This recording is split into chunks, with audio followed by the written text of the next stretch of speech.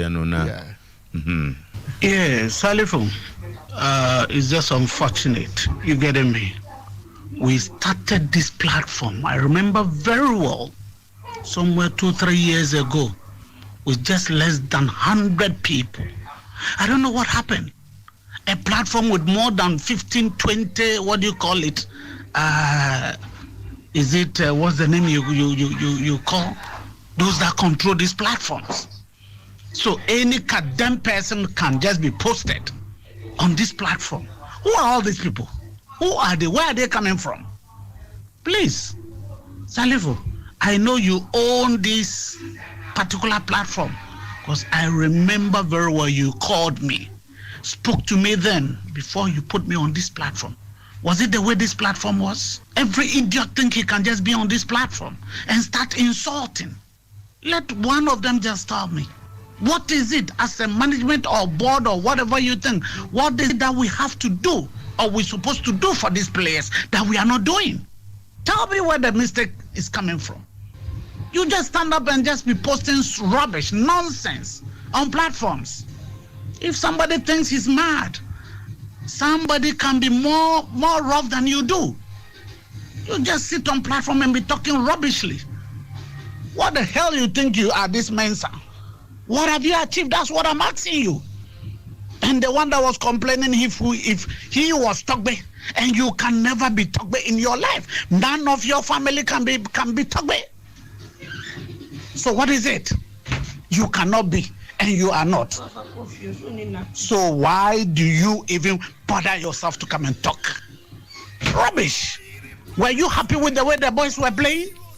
Were you happy? Or do you think you love the club more than we do? Anybody that talk rubbish, I'll talk just to the person. When you are talking, am I your co-equal? Or what do you think you are? That's why I'm asking you. What have you achieved in life? Or do you think it's House of Folk that is feeding me? Or do you think I don't have anything doing? My friend, please, Salifu, please, if you continue with such people on this platform, please, I will just take myself out of it. I don't need the platform to know what is going on in Ghana football. Not even in House of Folk. I don't need any platform to know what is going on in football. So please, you better shut them up. Take them out of these platforms. They are senseless people. They don't have sense. Or do you think you feel the pains more than we do? Then just come in. When there is a problem, we all put us together and look for solution. And not just start attacking individuals, insulting people. When you insult me, attack me, I will do same to you. That's why I was telling you who there he is. Who is his father? Or you should tell me any sensible or reasonable person in his family. Okay, so we also very careful, man. I'm both. Yeah, na same. We are way say same.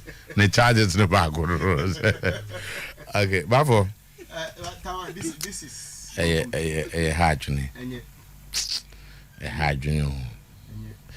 See, leadership is becoming an issue in this country.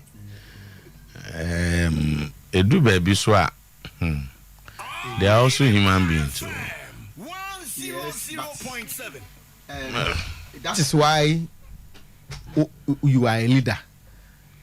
Leaders are human beings just like us. The moment it happened, I'm afraid no. This one there, even though I share your sentiment because the comment didn't warrant the kind of insult that was hurled at him. But Nakaseka hold his own. Because as someone okaino dear Nanka and deserve the kind of insult now. The other gentleman, no, the men's guy, no, at the bar. Then a buy, heart supporters. One gentleman been after the game, no, or trust a senka on to bar. Could be you beardy. Naza is part of the system. And or listy or one can be you no, me say, Togweni or my disassign. If a heart of folk now, or my mistake. I say everybody was involved because a win a buyer. I don't think say they would have praised these guys and take Togbe out. But I don't know whether you get the point. Your point is about okay, baby. That on now he was assuming say apart from Togbe, any other person is not doing the right thing and that they must go. So when wins come, not Togbe say he enjoys it. So another make out say if you condemn the whole House of Oak setup, but to pick certain people, say omuna amana basa. Meaning ultimately say I can be sorry. And your friend is saying Odote muna amana ba and that Togbe is not part of it. Say win a buyer. Can you see Omo Mbeka's ye we say means? Of course. Yena ye supporters a ye say Togbe na ye say when other than about loss there a particular people. Me endorse what Alaji said, but that will not be fair to them. And of course, so Obi can say also on your wrong. But this guy thought say apart from Togbe no, to be there. Let's talk to Alaji now. Yeah, there kaka. Alaji, good morning. Fine morning, my in-law. Alaji, that's it for your time. Now, Alaji, would you minimum to be like this? Now, and I mean, say you are a strong Muslim. And him say, you were under any influence. I know you say, intimate massa. Now, what caused this? Timer medasi and me chiauti for nini now. I was just talking to one of your sister station. Me person me body. But now me catch them say at times they should learn their job because Sebio a Drew baby but who said they don't even know what they are doing. Sebi, yen in our platforms. What happened was, point and me bedroom as usual.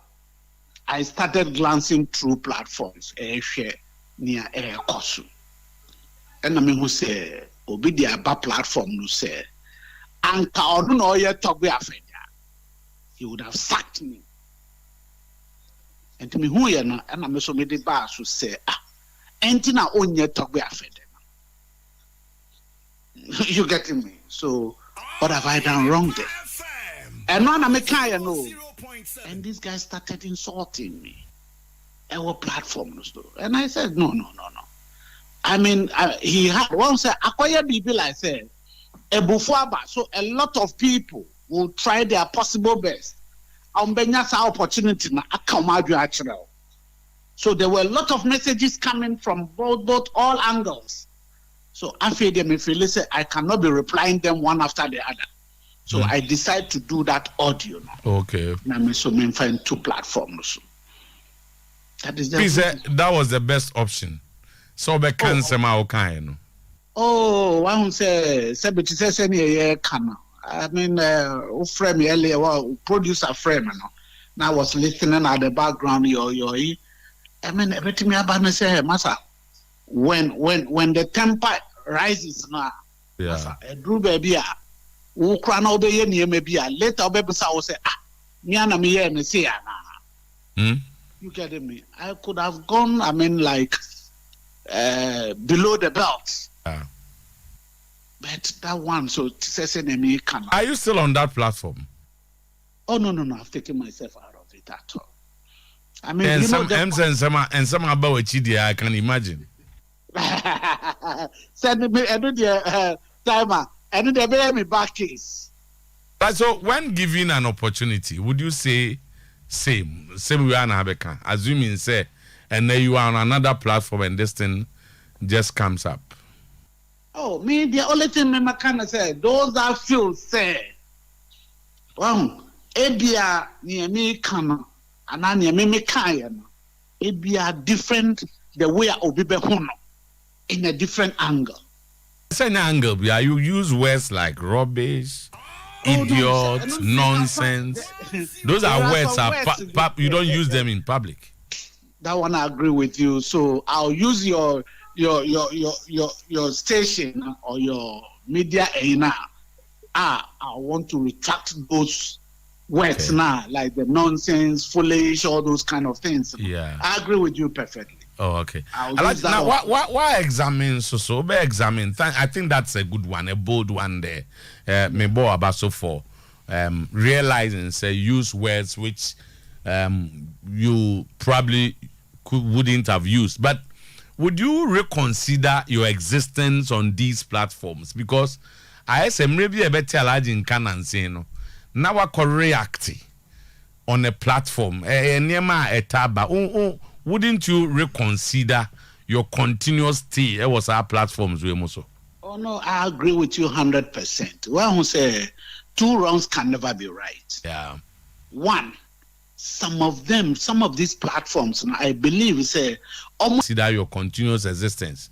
It was our platform, but Encrophobia brief say Hearts of Folk perform below expectation, and the far Sanima winning and buying. What could be the reason for this big loss? I mean, you sure say a BSC crowd across president for a club in Ghana to beat Hearts of Folk by 5 goals. Exactly, Timer. This is what Yenina. In fact, I still can't believe it. I still couldn't believe what I saw yesterday. And then I feel say, there be a problem no one. Mummy nyeden, yen fancy ho. You'll be able to say, yes, this is the problem. Because Sebi, as a board member, you're running day-to-day activities. What is it your roles that we're supposed to do that we have not done it right? We have done everything perfectly. Timer, could you believe, say, how many clubs they are playing home? Not even Accra. If you are looking at the situation, Sebi, we're still going to come. They smell something fishy. Na has a power to concede 5 there. How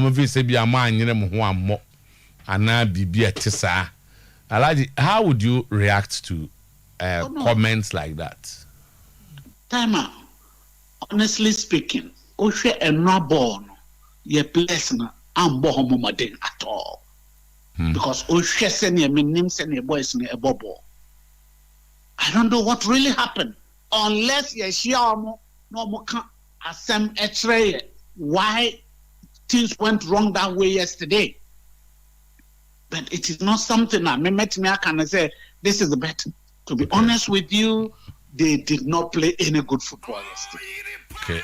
Interim coach. Was it you cannot win the Alaji was our position, said the league is over for Hearts of Folk. Oh, and now I know Kasa. You were 49 games more, 3 rounds of games. Yes, which so is it means that 9 Aka. Yes, so I come 9 points now. Even you share your remaining matches now, and Mediama should lose the remaining matches now. At the end, the best for you. That is it. Because in fact, before the beginning of the season, we thought, say, we did one of the best recruitment. You getting me? But unfortunately, we couldn't get it well. So this is football for you. And now I know Kasa Miko can't wait so why do you compare? You getting me? Now how compare when he has no. Now we are always comparing ourselves with the EPL. Okay. And now I know Kasa Arsenal for how many months or that job? Will you tell me say Arsenal is a bad team? No, this is what I'm saying. Almost the top. They were leading with even 9 points. And then they are sitting in the above. I mean, Timer, football, we had a bad recruitment. Yeah. They were very good players. Even the foreigners, national teams were free by. Okay. So finally, meaning say you meet and take a decision, but it doesn't look like this coach will be in charge next season because no boy or your assistant. So probably you will be looking for a new coach, Anna. Oh dear, you're fast and not too. Ogum neba, Anna. Hey, Miami in-law. Ogum neba, Alaji in-law, you are really new coach. You might be an hard, you know. Just me per coach, never be home. Alaji, yes, Ogum, what sign have you no sign? Oh, and now can. Save yes, meeting back on our Sanamti. How are you, sir? Meeting no back on our World Trade Center. I have no idea about okay. What can you say? Alaja Kobama, you're very fair to Nana Zunimu. No problem with that. Alaja can be a dasty. Thank you very much. I think, Bafo, Alaji Eko no handle. But say, upon reflection, officer, he went too far. Apacho. Echono was done in a subtle way, but still I find so Apacho. But the Chiro was hard to do too. I said to America, it was done to subtle way, but still my advice to Alaji on personal way, say he should get himself out of force. So he need the temperament to endure some of these things because in that social media and public platforms, you better don't go there because it's slippery. Too much. Particularly that particular platform. They can throw venom. So in that case, your phone. Tina Bruni or the was a buy and say, Opa, no you want free. Until the cost will be for the rest of your life. It is a Facebook near D.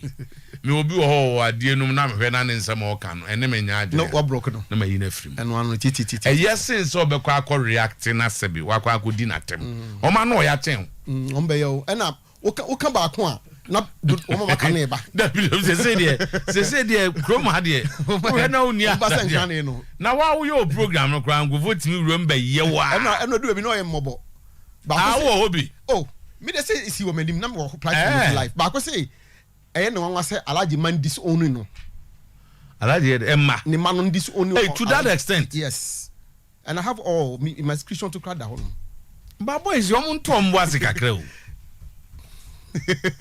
Anyway, you won't comment to her, but I can hear you in your feel. One, Zakito so couldn't call home. Yes, at a point, Elijah Jatum said, I didn't see and rano. If you can see and can see. Yeah. Now, we nipa, ebi at that time a buffoonist and your mano. But me was some kakrebi catch Alaji. Me show se program. Ye nena kase wi. Oti. Before then grow. Ese Alaji hu baby o free ba. Ene baby a woduru. Me kai mrebi. Na nyoma nye wa has. Ye can have supporters ano mutimi tijina kan madwene kire mpanyifo a. As the chairman. Yes, Alaji can be was one of them. And no, and the mass supporters near GD man at a point omu pushing no to be the chairman. Aside even moving on to the board. So what they mention no. Football is anyo manyo bizutu ene namo. Oh yeah. Football ene sanyo manyo ene nam. Untimi about. Untimi meye football. Now say supporters bibi how ma all over the world. Referee Wenger. Oh, yeah. Upon all that he did for Arsenal. Yeah. Arsenal supported him costed a Arsenal. Stupid coach. Yeah. He did everything for him. Stupid coach, foolish coach. And Untina Wenger, I call my WhatsApp group so no call your audio. No call supporters natem. And our share supporters who are wanting to do matem. No. A Juma na wafano, and who can the no. Nti Alaji, baby as I say being a board member of House of Folk no. Yes, your position is too big. So be to that level no. Yeah. So what the mention I say? O can some can be at all. On say sometimes the man to be free soon they say. We open information. I know what the moment. Also make I say Alaji we supporter is one of them. And no na dey na kwa do baby a wo do. So what the mention I say? It's all free mo no e be yedin. And sometimes so we a leader obi kure di atema e say unya aso na oti. Yeah. And yet, the beer, the baby was you see, when people go that personal, you have the tendency to react to say no one say on a ma wa friend for father. Yeah. On say when the yes we nipa said there. So the best thing is that get out. Because once you really I her na no pay ya kase. I'm not sure we even entertain the fana odi alaji attempts of I didn't afa alaji can because of the position occupy. Yeah. Our house of food. Yeah. It's messa alaji say na adwuma na wafa no ene adwuma na wo ye no. Sa nyoma we e ka ho. Okay. Wo hwe na wontimi atwam. Okay. So to say na wo kan. Uko Facebook sisi ya. Ebi asema mekan. Mindi obi ma mindi obi papa tamo. Men kasentia obi a o. But won't so about Facebook and about no yemen. No call. And come a opportunity. Same as to make quite the same on microphone. Met me dinner. Yes, but the issue is who say ebi obi obuo. You have also stooped that low. Strike a pa. So I think Elijah can be adwuma na wafa no ehun akade na ebi no so tire me chena say. And when issues come up, let's tackle issues. There is something about some of the football administrators, including Elijah Kambine. Amizoto, anytime say be a journalist can na oni whatever. You can take the issue and tackle the issue. Yeah. And now kwara na hwan nanado e Ghana president obi chen so koto abama nanado aw ye Ghana president Mizoto obi chen no e so koto abama nanado. Elijah can be positioned occupy as board member of House of Folk. You won't pay for baby almost support to House of Mochen, but we are board member. Ghana, you one country, when issues come up, and away ya kwada, and away you say, you to WhatsApp na Elijah can be more course what a coffee assassin way by no. They were WhatsApp or how many years? Elon Musk mo, Twitter or more how many years? When issues come, I said, Debiano, you fool say. Asemba man kwara ko dipanyina tema I will never support it. But when the issues come up nebia Mizoto or free in mind on also share the viewer. Nenye a devoid of insulter. Yeah. O meka say ena kwara o maba ena hwan o maba ena wewe o maba. Someone said the entire Mamukasa said we have lived in a society. Nanka it was respect man penny for. But you see that's if we've lost it. As a people. See akwade ka asema kire penyin na social media na ade na nti. Senke we house na abobol na anya ade. E na o si togwenyi dati. E no no so say eyese wonye togwentira. Se we de Kenya asimbia ko fa say o asem na ka na be bia me nam no ensusu kakra wo. Ensu wo mu say o se na me handle say journalists any opportunity to sit behind the microphone. Nedia no is to inform and educate. Yeah. No insult. No lies. No to sort the mechanasi. But say ABA journalist bako. Every from the media, maybe against Elijah Kambia. You don't sum it up. Because where you one job at Mizoto, what's that journalism now how many years? I think so na. It's a couple of go early mid 20s. Yes, that was the age I started journalism. Yes. So to sort of you maybe you started to every 20 years in so but we have been until now. It is a deeper customer. Don't generalize it. Okay. Make it look like because this is not the first time a Kai on the issue by he passed the same comment. But I mean Kai a single time I've been on radio to insult Elijah. Okay. You mami go back to a mesa about here. Come for where the airline are degenerating to near my baby. And young can head there say you have a baby kakra. Mbobo so kakra. Abobo so besa by say mami nyen intente na investigate the house Midema match. We are ready to help. House policeman says. House policeman. Your policeman be or house supporter no say policeman. I don't even house policeman. Like your signing by friend house policeman. He's a fan of us. And we a policeman. Nejuma we a policeman. And we house. And the police in ebe investigate and all support and ebe investigate. Sisi idea okase we okasa say house supporter. Okay. And na okachire efe ni say. And the supporter be so mo investigate. Omunye investigation na no information obeboa. you can win now. Police now investigate the F and they do. Vama go for any question. No, investigation yeah, about criminal matter. Criminal matter. Okay. Headline. Grady Yunkum. Headline. Tama, I don't know whether election will be held this year. Yeah. But if the people ask me to go again, I will go.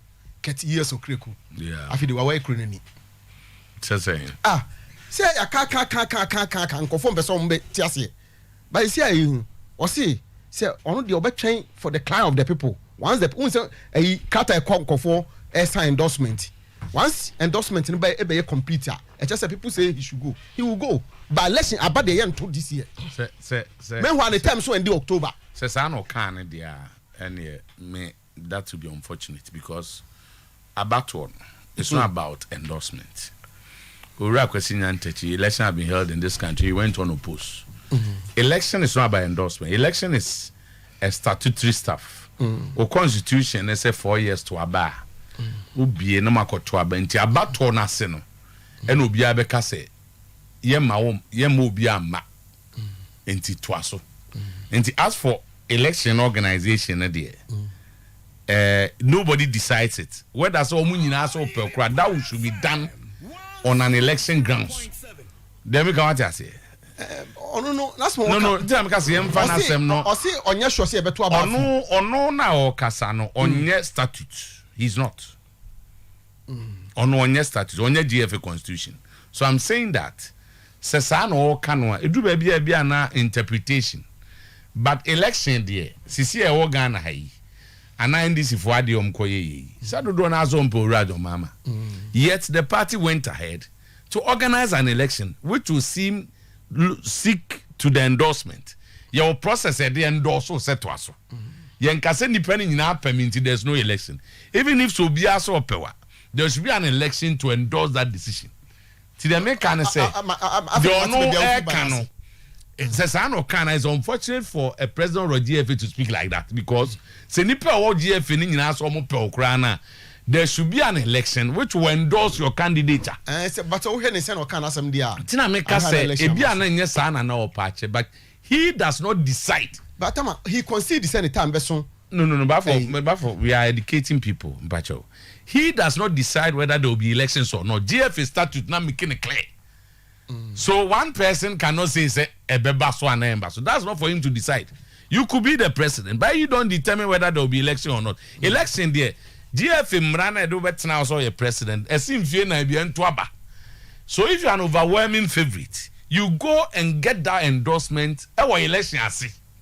But that endorsement is being done behind the scene. No, even after the endorsement, there'll be an election. But every time no. Election roadmap no determines after 4 years. And he said, no, not na kabia say or being one time so no. Nana also can't say free. So every president na kasa na I'm say e bia na nya sa no kan no. Oh, Tama. So when the interview when this passport for you know this. Mr.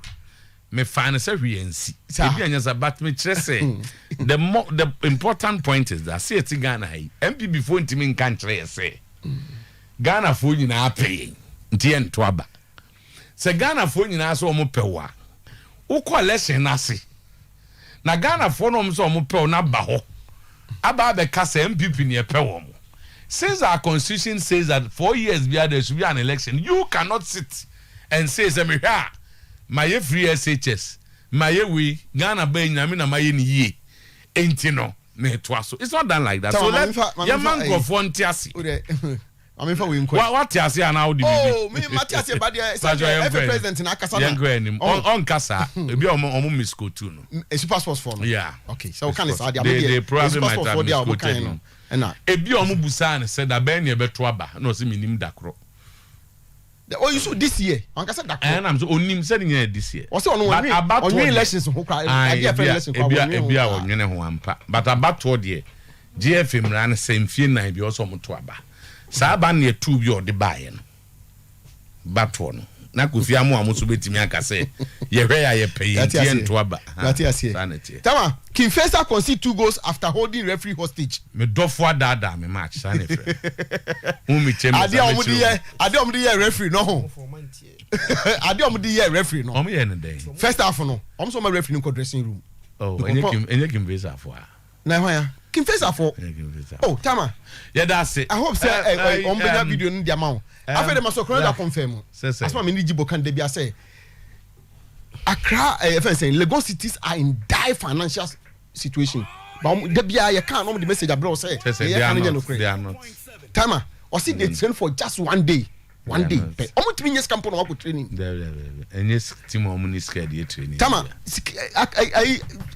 situation was our home no obi amfere ni ko Zach yo interesting but and then I mean who said the AC kono me skills be emfa they say a boy 11-5 say anything your time ne fire the obes oye sa na be no be 10 minutes be baby abes off be no afa ne akoni sa they see on go kro an say City G League they were crown champions officially no mo nyanke ke ball mpona Arsenal former a crown no champions. Point of correction, it is a 19 other teams omo na ma omo ye champion no Arsenal but on record Arsenal born match we officially mo lose ya na FA ebi mu de on born 9 kra ka ho kra so omo ye champion eno ye entino me say point of correction is say enya Arsenal na ma omo je ye 19 teams no na mum de ntia obo Arsenal din say de okofa agro ba if you want this and once no say din ba ye Arsenal na timi challenge ye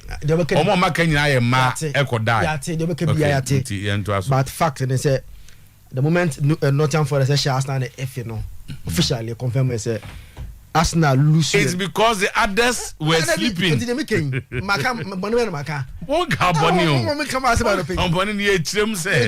Why they won is not because Arsenal did not win, because other teams were not close. City, they confirm champions are. They've won the Premier League. Yeah. It'll be a bomb basso. Now, almost target air to win the treble.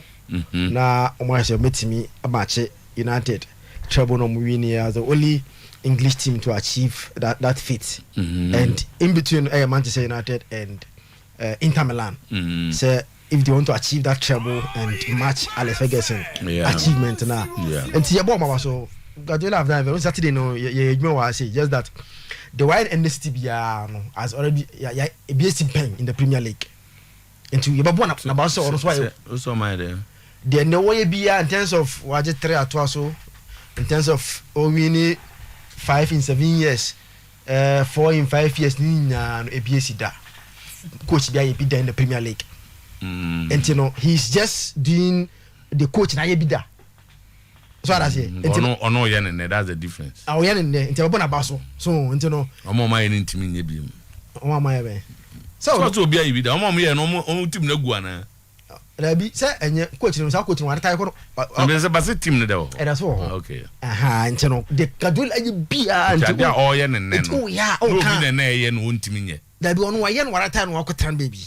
Wa ye wi so ra say no akotan no woje na home. Nti ene de o ye bia no. Ano mo so waje trophy since Alex Ferguson ampa. Oh da bi okay. Ferguson is the most decorated manager you can find in terms of winning trophies. Oh za. Yeah, Guardiola na 38 or until and Ferguson 48. Say official one 48. Major trophies. And I Carabao. No, major ones 48. 48 the major ones baby. Na league ni na say. Say league 13. Champions League 2. I just say na don't go go to. Na grass Scotland on here back no there. That be he won leagues with Aberdeen. Yeah back he won leagues with them. And win European Cups. Oh, you know, on ye. United you was said a good manager from Scotland. No ram in there. You know, Yambo Pepper Basso so why there. But idea Yedikai, who said Midika Caladato, Sanabia, over Crossobia, knows a uncle because the Pepper Biano. Ferguson had that in the Premier League. Now trade up and the Pepper just was on Ferguson or the train to us me, you know. Train, or you. Yes, enye league in a year Farmers League at all. Tena mainly the definition of farmers league means as a woman for 5 years. And you pay Gadul person, and I don't see how you bet the me a farmers league. So Pep trainer what that was on Ferguson train to us me. Again 38 major trophy. And you're 40 because I'll be surprised. I bet you say no win here. I go 48. Maybe I know say 14 column more. And 40 column. No, I'll give you the me yamos here. Me yamos here. Yeah, crami you mad and to the you are the so and see about Bonabaso so why are there. Now he's still going into no. You better the BC with the FA Cup final and the Champions League final. Now after the idea so see there Liverpool and Casa have considered say the league. I'm considering way. Oh say one year Jurgen Klopp mo no minya Casa no say after the Champions League there omo say a bad day pa there momo because United just need 1 point from their 2 home games against Chelsea and Fulham to officially confirm their participation in the Champions League. And see, was na Omonia Brazil United, young question, Mono Vista, Mono Assembly, and Wakobo. And the only money, Omonia Brazil, fans United, and couldn't go no more than Omo match. Aston Villa, Akoyo Mujuma, and officially, United just need 1 point from their 2 home games against Fulham and Manchester United to confirm their participation in the Champions League. So, men chewa monane said Ferguson the 27 years of Manchester United.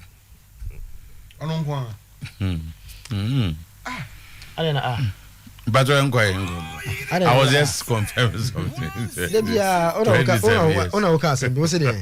Before some obedient member said channel. Obianka, we only confirming say. Anna Oya no metia say. Oh, the 27 years. Say and almost compare or be 7 years. Okay, but young Obian compare like Yatuas achievement. Yatuas. Before be the member. Who say what okay, it's a matter. I know problem is for example you can also before someone will entrust his work to you certain watch and say we but I've never said anything Mrs. say o di 27 me any be o free ba o kasa sam yet ya say pa ante na yeso go 27 years all there yeah but we for no say Italy what omo issue no week ben issue ben Juventus points deduction no and the first you sitting and the last one is 24th. 24th your Wednesday. So after Wednesday there will be a decision. Even intended to Wednesday, Juventus are in trouble. Okay. AC Milan chances of Champions League are very clear because Juventus. No, say idea or more. The verdict is that they have accepted that. Oh my, you know. And I can say now they use the FA's regulation. What does he say? Say we are there now to punish Juventus. And the one acquires 9 points as been based on the Italian, FIGC regulations, and they punish them. Now acquire 9 points. If I found AC Milan lose like after the AI so clear that backdoor they will use that advantage when you backdoor. So what would you actually no or no question na omodiako. So you see me I have problem. Say team ebobo na omulusu a and game na I share Accra was no media man Accra was folk menim how Leon is a different player. Oh okay. No, so they are not talking about. They are talking about 2 separate players and not one player. That's what I hear. There's official release letter. But I'm true. Oh yeah. To the clubs. Oh sir. No, like I'm from my clubs no. Mami alaji nim komo kakra na me musa na nura game no ne. What the scheme facials situation now. Alaji me watching. Yeah, me just so. Alaji na ho ye de. Me dan yanko pass. Okay, fine.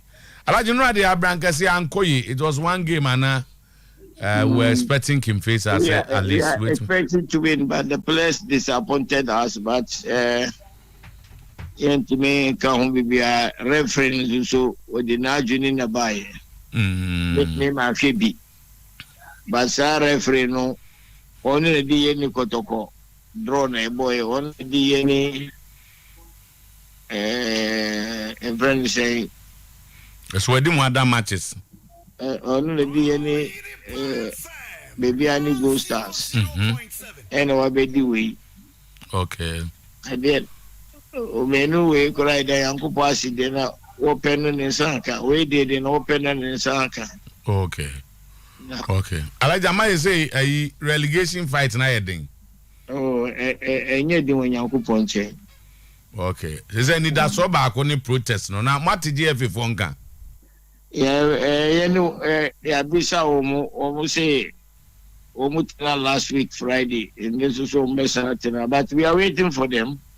We are preparing up to cast we are going because the requesting one more my respond from the in front of saying Tamale City but Tamale City so when we say Akwadane correct here I don't know for another matches it's almost more match view match view you are following it. Okay. I like that because I heard the taxi say they are very, very crucial for survivor. Very, very crucial, but soon I'm here. Because now they are to some player, no a different player. Omo editing common. Na say we different player. I say omo the bed is in the bar. We have chance to appeal. Yes. When we mechano. Appeal discipline committee appeal committee in our appeal ebe pese omube for 2 players in aba the other player no okay no me omumienu yes okay and they say churo protest no wo de Tamale City churo respond no wo ma maybe inti ya request for respond okay and sana we have right to request the history of the two registration of the two players okay na baby na ya agree. Shall we a display committee member and chairman? No one who winning when a maso when the muma when in football and I when in football. I mean to me Diana and you're right. 2000 I need it. Let me try. I like now we are obi bibi taking face ana. Well, I know they meant to me need kind of believe on when the cultural say, young co be a young coupon one aircon in chain, but the cultural say, confess that inshallah we are not going to relegation. Okay, because at this stage, I say, we table, it looks very difficult. It's a very difficult, but saying, I don't know, yes, I protest here. He'll be soft, Kakela. But without the protest, it will be very difficult. Yes. To any the protest, no so without the protest, without the protest, this I'm going to me. To any protest, we need that super large. Many the super. Because I said there's some matters by ye, no, na ubia I bet we say. Then you say we the allergy, Kimfeza should win this. We said the Mabobo Brancasin and saying. But Manisa, it was very bad. I knew I'd be a simple Quadana to me about first half of no boy. Okay. I like to see him fancy and I am ready in Yammy because they didn't mind. That's the same. We see him to obey one the Amai. Okay. All right. I like Gruza, president, founder, BBA of Kimfesa. Or since a Kobasi, a catcher almost say, player and a different player. Ombema oma produce. But say Tamale City nyom na we produce. Just say obi na go produce ba. Zach. Na ka 2 minutes here na we na. Let me push some documents with the amount. One, the team that released that player to Tamale City. The other player no say no. To Tamale City, and again, or more TMS no friend requests, accepting friend requests. Mati bia almost say the parents of players now are even ready to testify. Say, what here no be? Oh, no, because there are documents. I mean, when you know, because you banana back no comment because more documents in now. Okay. Team now releasing them. Okay, but meanwhile Olympics and after now also Odema boy. Olympics also protest no so nrana omo ka say so need them against Tamale. Yeah, almost coach no. Olympics also apart from we almost coach no. Hamza ni adene de coaching or they are coaching for a very long time. And they are coaching first one. And Osage second one. Once the first one, they can let it go. But Omohe sheets is Oba say coach and assistant coach. And to Hamza has been playing with that head coach. They have a head coach all along. Olobo I must say a horse here umpire. That's for me na going to be. What I can tell you is that Tamale City say we are through the league no man one day no my way. But nobody will take their points based on their course. No, they will get their points and stay in the Premier League. You know, all right. Yeah. Should they be film about? But for first, I think say and run out. Young Koena, Kofi. Oh, yeah, Danasi. Vicentia Duku. Yes. Okay. Oh, fine. You were Koena. Because I see a right time to talk about this issue of Ferguson, Pep Guardiola, Astatia, Eba Bonting. Some waiting is a key to Ian Chinama. Because it's a debate that is ongoing now. I see a per time because Metiti Nipani be and it looks like or more man I say Pep is the only could that spend. The best spend is under nano you just to achieve. And Nipa baby now koto player we bossy koto player we bossy. Do when you now here Chelsea City game Wesley Fofana Chelsea to say. Man body Wesley Fofana Babe sister 80 million from Leicester. Enzo Fernandez Chelsea to say. On a break record no. Mikayo Modric. Manzouaki. Raheem Sterling. Ode put those figures. Kikani na album. Pick the City team and ra. For most Sikanyana. The fact that Ubeto play at a huge cost doesn't guarantee. Say play an Urban and he's coming to win trophy for you. It is a school ayeko Zutu. And me makasa adi we say enebo na yebon. The gap in quality no when it comes to players no Medina Park no and shut down. Unlike 80s and 90s no. And they be recently the Ronaldos and Lionel Messi money in Iniesta mo kakana you mo. But any players no more one there. To emu shedan twi bebre enu ntina coach na be so important and they will game no. I'm sure say time a Pep Guardiola Koto John Stones 50 million pounds say me team na Koto John Stones says can ka baka say na artist says can Koto John Stones me boy yeah John Stones a player about Koto 50 million pounds within that same period there were other class buying players for 50 and over 50 million pounds. But Tenea age na obi Tony dey 80, obi Tony dey 50. The 50 is performing, the 80 is not performing. So you die can. So what the mention say? It enchre say o spend this kakoto player na no. China player na buy na and he will give you results. Pogba upon all that he did at Juventus with the French national team came to Manchester United. This is 0. Oh, no 0. You are not Europe and he did very well. It's 2. Europe and no key. That was 2. For one season he was okay. 2. Europe no I say me na I say mu. Champions League need the stage for big boys. So what them chana say. It you ever da je na ya kasa anyo no. Yeah. Say my catch say Arsenal story ne there. And then Milan story no say. And there nyoma kakra bi na esa Arsenal de keka ho. Nyoma kitinkiti bi. And they will be there. We were moving from last season Arsenal they say is it Arsenal was fifth, yes. Okay. Tottenham they did 4th. Moving from 5th to 2nd. It tells you say team na ya dey power. Also there be a success in so many forms. To go out from Champions League football for like 5 seasons, 6 seasons, 7 seasons. Na season bi bana wurama Only the why consistent when it comes to Champions League football. I don't also qualify for Champions League, The gap is here celebrating and I see a success that particular year. Emun share than what? Yet hey, time of season never started. No. Obiya no what tell them how ma Arsenal the chance to win the Premier League. The highest and here in say Arsenal be call getting a Champions League spot. Say Arsenal edi 4 from par.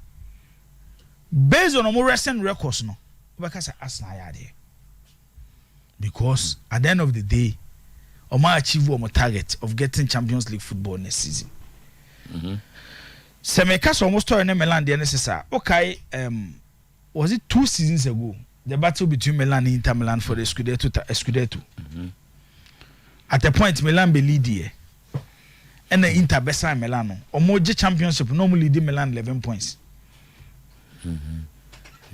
Sa process na Inter Milan the AC Milan firm no. And my team ni grow here. Players need a lot of experience. A queen first for Igbo games ni bia. Game where they say na see managing no. E bia nya da bia na see bobo affair. Sometimes also winning ugly way. Sometimes also no. Esa what tia say game we are here no. This is how we should prepare ourselves for the game. It's Oshe last season time Milan AG League na. 2 seasons ago, games now Milan here mistake no. Oman repeats that mistake no. And they won the league. Oman lead Inter by 2 points. It's offer Arsenal there. Arsenal season where it said 2020-2021. AC Milan season. Which 2021-2022 Oman the Beji Serie A. And they games now Arsenal boy now more drop 4 points like against West Ham, against Southampton, against Brighton. Arsenal approach next season will be different. So we do the same stage because baby omo free and baby omo kono. There will be some maturity in their game at that particular stage because the last 3 seasons in the Premier League, Adiaba Akwa City for ya obi antimi nye ne say Guardiola better Premier League ne boase. It's your born do the last header na so to otimi ko 13 games. On drop point. So 13 games now on drop point no. O make sure say before enu 15-13 games. Now the points gap between wo and no and come more than 10. 13 games at 39 points. 39 points. To the Kofo ne Arsenal. Reason why City jina baby omo jina and the baby Arsenal jina baby omo jina. I know City for celebrating say City in their last 15 games we to lose be. 24 games. Yes. In all competitions. No competitions. No. And what league na say? And nyoma ni bia ateta besuano no and how to even strengthen his team. And ade ba kwa mzoto oye better than any other coach and they will Premier League in say how to prepare the squad ni nyina to be ready for the season. What they share City your one club mzoto 3 seasons ago when almost starting league their best player was Kevin De Bruyne. On the road, no pride. They won the league without him. At a point, season been Ike Gondoan. Or pride. They won the league without him. Or prepare the players, not only in the first 11, but other clubs. To say, club ne Liverpool. Say club Boane Drew baby. Na Van Dijk pra. And na Salah pra. Liverpool to me nkobi. Because or prepare certain 13 players to compete for the Premier League. But Guardiola prepare a large squad. And Luis Yando Jinami, Zoto, almost 30 season, they do point on an elbow or Sir John Stones no. Palmer, they were part of City team of the starting league. No, it's Omunya the feel of the league, and at least Omoya competitive. It's a drew the last header now. Almost a City player be ready. I don't know the BT other coaches no. It I think Obo deserve Premier League title no margin. So Syria and there. And they be train the FIGC federal court appeal. Abibi basa ampa. Decision be was decision ho. So Dana ruling the ban am just say Juve ko appeal against the 15 points ruling. But yes the decision in akwashe. Decision say MBM. They have 2 cases. Was some a stay case, no, so the money was the final decision. Yes, sir. They have 2 cases. Many hygiene They have 2 cases. So they me team away Italy in Juve. What's opportunity? What's that? This opportunity. What's that? This opportunity, boy. Also, when you are on the capital gains, Juve with 2 separate cases. 2 separate cases. One on the player's salary, and the other one on the capital gains. The heading is saying A on the capital gains. And no more 15 points. I Juve acquire appeal. And you say, almost some case in go back. Points no more the moment was heavier than what the regulation says. It's the Federal Court of Appeal will decide. And from report I ever say you're under the punishment that is not supposed to be. So then they took a decision. Cemetery say we appeal. So whilst the appeal was pending, they stayed it. So get your points and play. We'll come back to the issue. Until the federal prosecutor, there's no double. Federal prosecutor, Gisipe Chine. Yes, I recommend they say Yanti 11 points. Yes. But the biggest decision will come from the Federal Court of Appeal. It's between 11 points or 12 points. So what's the told me 11. Juve Weber 58. 58 will put them 1 behind Roma.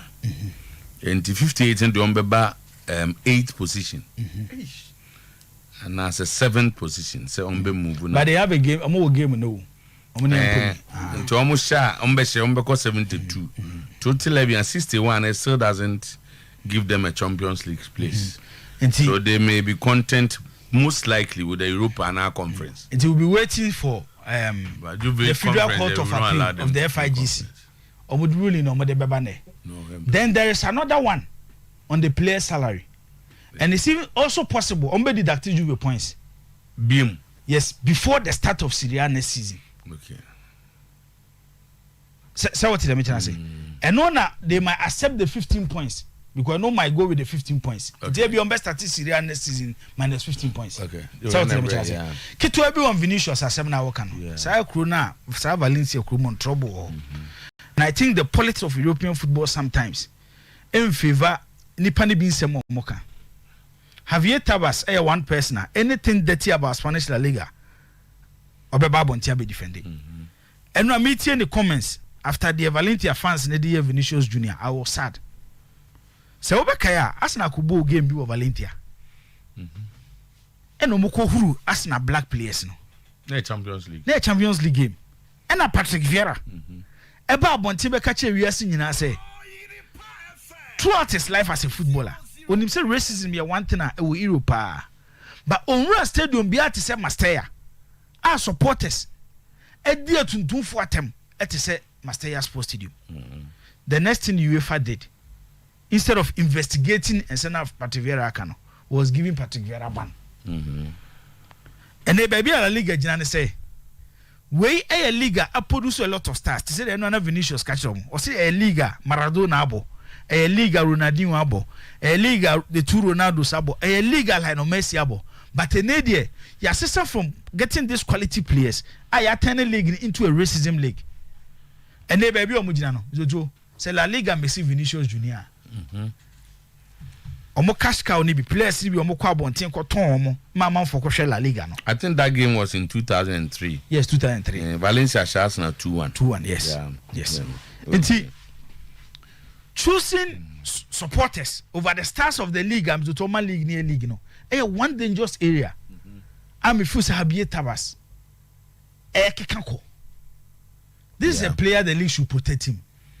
And they boy, and him to say the players, the standard you can count him among the superstars of the game. The boom for no free.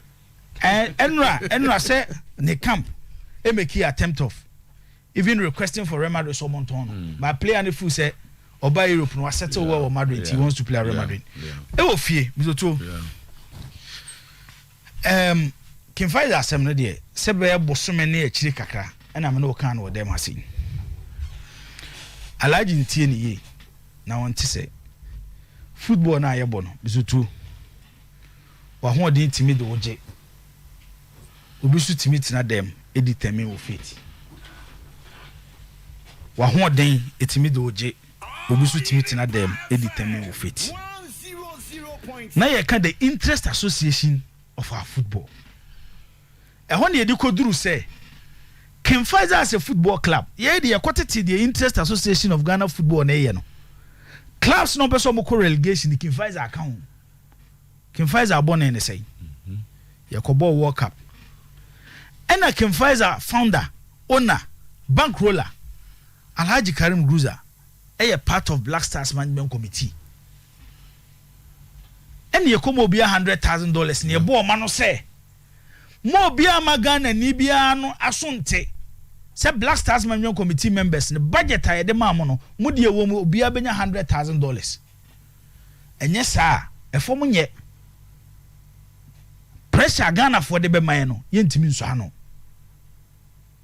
na large Gruza no anda yenyo ne koka umbusa se ke busa no ye busa no multiple mu ko ba no o mbusa no ma mfa tuo ensi large so na large koka say we kremoni panyin o ntimi ntwanto ye my $100,000 ye onyina dri ye opeso okọ ya o mu ntwanto ye my $100,000 zitu so te me chana si o na fi Ghana for sum say mo ko $100,000 e kira say me buy ne say o mo $100,000 no na yesi bi e de mo return $20,000 Emma Osekufo amfane de ankonti de ko buy kura ne say ono oni tim du ye no yenye oba reserve Black Stars man go committee no I enjoy $100,000 ye twen Alhaji Karim Gruza twen no e Gruza person de beko e kire na league ni mu ya den King Faisal season we nye this enye only time ni o makoda ba bi o mo dan ni o na Gruza say afi do betwa ne $20,000 no by sabre no na the interest association of Ghana football no more decide on Alhaji we Alhaji A7 ne say we nim ba bi abeto abako other clubs na no more compete ni ye nim ba bi on beto ma abako sanete bizoto unim enkase sanete unim say asema make sanete enkase sanete that is the reality eti King Faisal as a football club bizoto menka say omunko relegation da omakobida afi bia ni munsem afi we munsem no eno no okay Alhaji bekosoro abafom the interest association of Ghana football e the Alhaji beko relegation okay has asem ye abaya ayeye said that meka kire wo say league na ayebo no Aduana Stars omonye league no man kan kire wo ha Aduana omonje league no because Aduana ntimi nko Africa omano Aduana fo nim so muntimi nko Africa se uyi kotokone has sinchen a club am hu se why ready so person ko Africa mediama and omo de so to the last 4 seasons open one club our outsider from kotokone has our back closer to winning the league mediama okay nto omo ji a omo di se fata so omo ji na mmom Ghana players so too omo ye nyoma bi and it looks like they don't show respect to supporters. And when I was watching the House of Folk game, I was so sad. The real way, my supporters are Omo Tueska Ko Stadium. They've been turning of course. Magofon Kancha in Tamilan said they should lift up their game if they want to win the championship. Because this kind of performances there.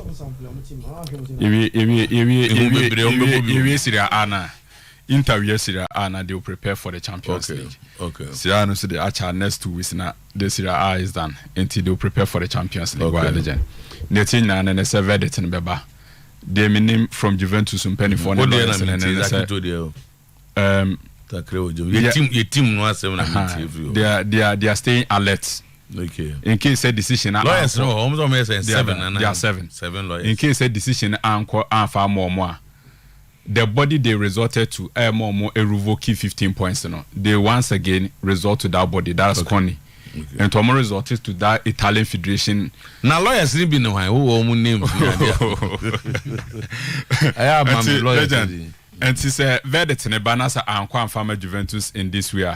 Juventus once again will go back to a body now or more 15 points in the back. Then they will push on. They are still clear with BP on person me be say about 8 clubs and more for one particular action. Says our action, this conduct was against ethics in normal year the boy football. More punishing, of course, you have to punish all equally. If you think, say, the magnitude of Juventus offense was raw, you made the other clubs to pay money. My Juventus so interest brought other clubs and not points deduction. Juventus position and they want to stand firm with this particular position. And to verdict in the lawyers are patient. Juventus directors it's likely say 11 points. Then all the managers of Juventus who were involved, I understand, said they will be banned for 8 months. Also intimate ember into football. And at the moment, the free Federation Italiano John point deduction be anyhow. And I make us no bet me about Juventus once again will appeal to the body now and more 15 points in Juventus once so again. We trust that body. We'll go there and see. Trust that body. Yeah, Federation Italiano John Cocasio ruling on this issue. No, some of the bar na Juventus John Cocasio. John Cocasio Federation Italiano John Cocasio. Intelligent on the bar then Juventus to react in the right manner. Intelligent. Federation Italiano Jonco Caccio. Okay. Federation. Say so many say Omona body are responsible for Italian football. I don't bet it. Now we are my catch record. Until better Montium and Juventus so I resorted to Kwani. So that is how I normally I Juventus lawyers and I'm here on 7 lawyers in order to match legal strong now away from Juve issue of course legend Premier League in the BBR na asamna kan Farmers League asamna kan na ayeden na unse ewiasem se bibi nyanto wa ho legend se bibi nyanto wa it was so painful. I found people omo mu defend why it is not a Farmers League omo ya there papa. I respect them because it's so difficult to defend say Pep Guardiola turning the Premier League into a Farmers League. Because a normal be a sound of no legend or more describe other leagues say a Farmers League sound no many Pep in the Premier League. And this same Pep Guardiola was described say or bought in a Farmers League at the time or La Liga to also 3 in Spain. What's the first season about Spain or as a manager?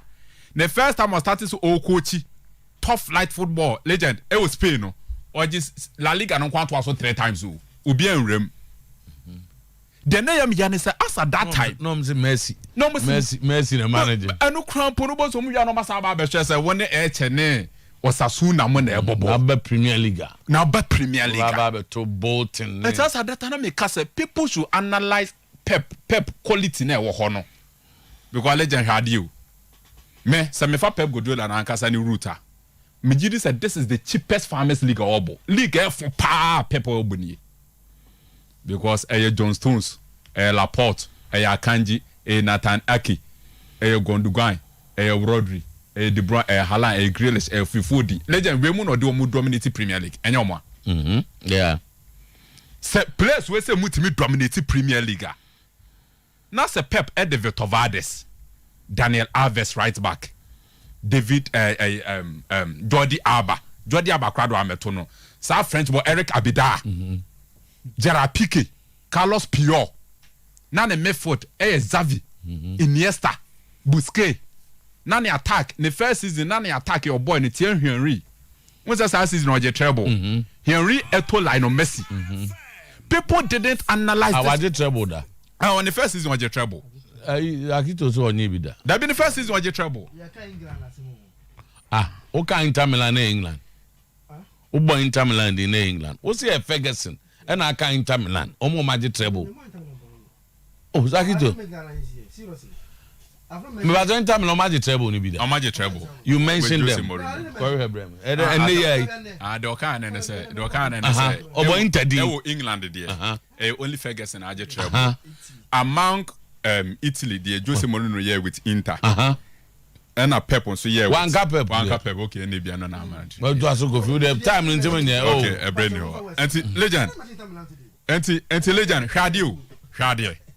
Jibo aka treble asem. Pep Guardiola coachy these players Barcelona now man found respected the quality and honor some describe La Liga say famous Liga me hear how boys we dominate Premiership na chese Premiership na legend for dodo Premiership na for power because legend feel the nyasa grada kay in my opinion let's mama no nya dey o si asan man adwene ye what is work yeah how obit me on see legend let's be candid here squad na am dem on Barcelona squad am dem on mama how many players of this Manchester City squad umbira Pep squad in him mama how many mama how many me ba jata say how many but sometimes people were not almost still now Pep on Farmers League.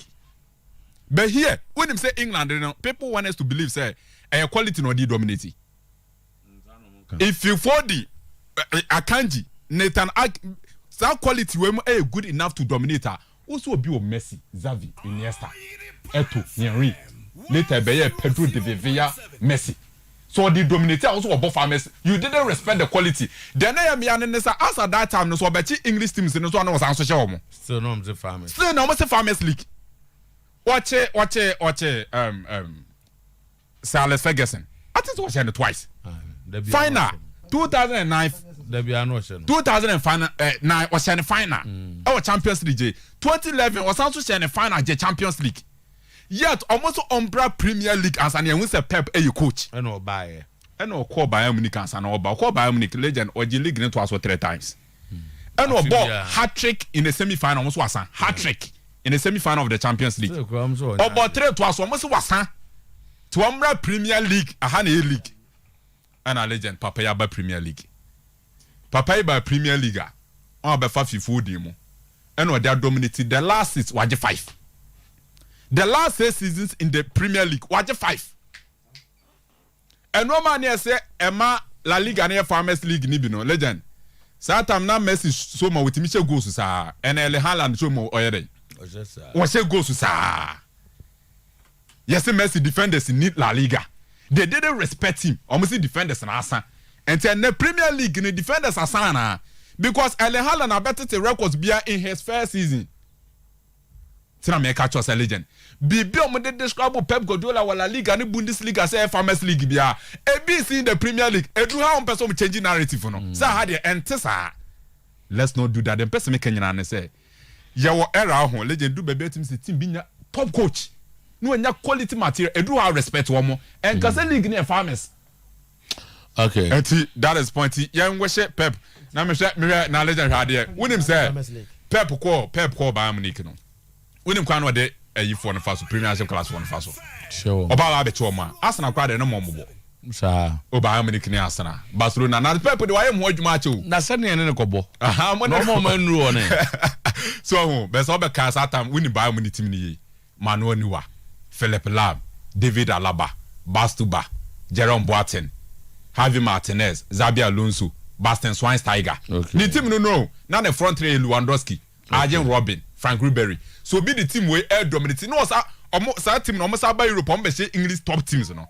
Ye we na so ko Germany. Ye so boy in Farmers League. And then sa coach ni na aba no. Mo fa. Until no Saturday me catch us say the way ni nyina na ye baba be starting next season na. He's the favorite to win the Premier League. Yeah, baba be starting Premier League na. He is the favorite to win the Premier League. So the easiest Farmers League me de mani ehu. Per omo parameters and discussion and factors on the mind.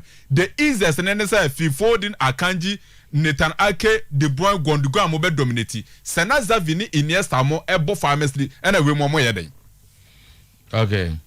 Pep also mentioned some wingers in the league that made him to change his status to using 4 central defenders. What's in the interview? Yeah, I'm telling you. Also, he mentioned Saka, Martinelli, Salah, and then mentioned a single player. Yes. From other teams. Mammy will have a folk na Messi. But all transit. Hey, now how do you grow up, Mo? Oh, I mentioned, and I'm in Besam. He mentioned it. No, he mentioned it.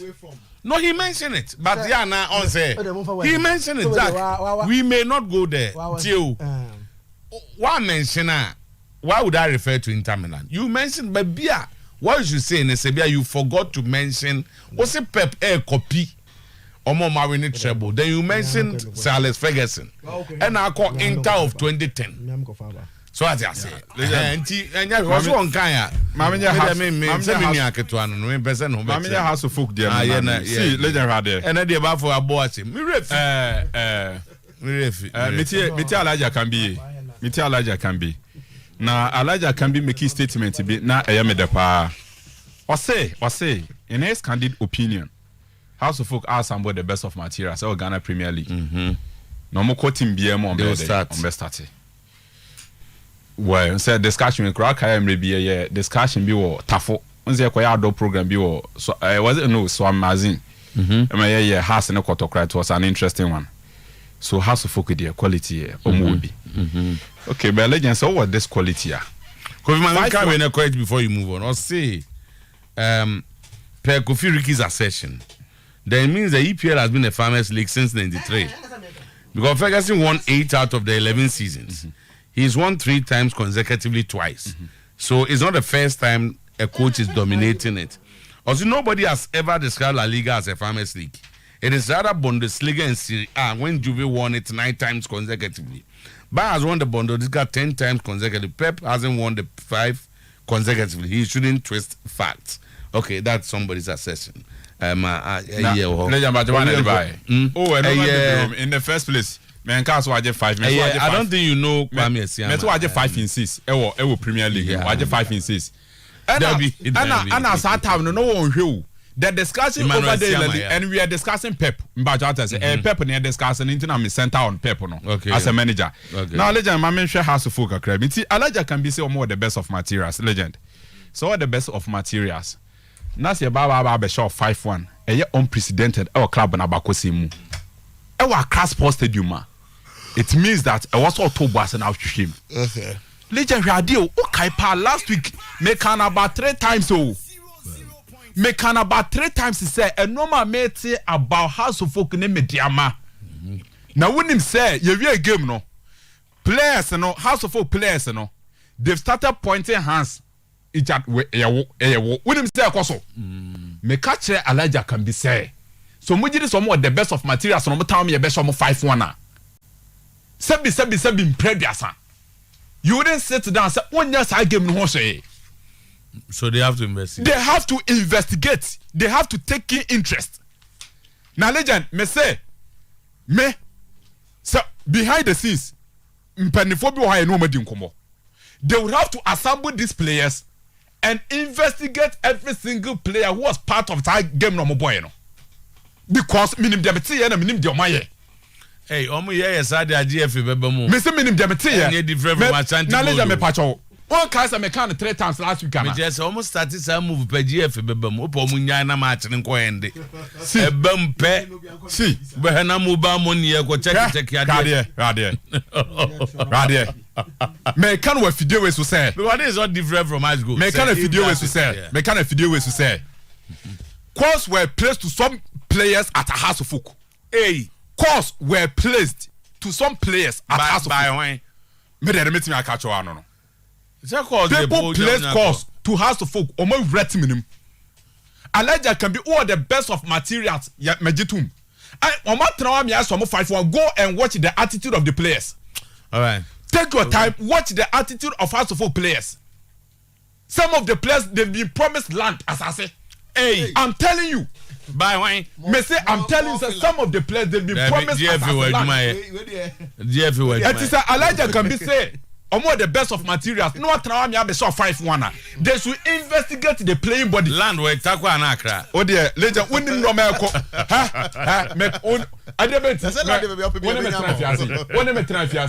Have I ever given one single game? Say I'm out winning one penny for If last week I'm catch was a legend. The game between Ediana's House of Folk and Mediama. And then because Mediama for interest. Mediama will interest. Ediana stars will interest.